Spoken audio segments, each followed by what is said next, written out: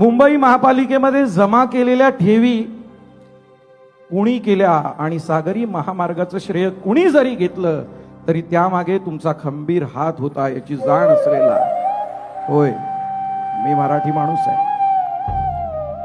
ज्याला नेहमीच आत्महत्येनंतर झाडाला टांगलं गेलेलं दाखवलं गेलं ना, त्याला संपूर्ण कर्ज माफी देऊन त्याच्या चेहऱ्यावरती तुम्ही आनंद आणलात.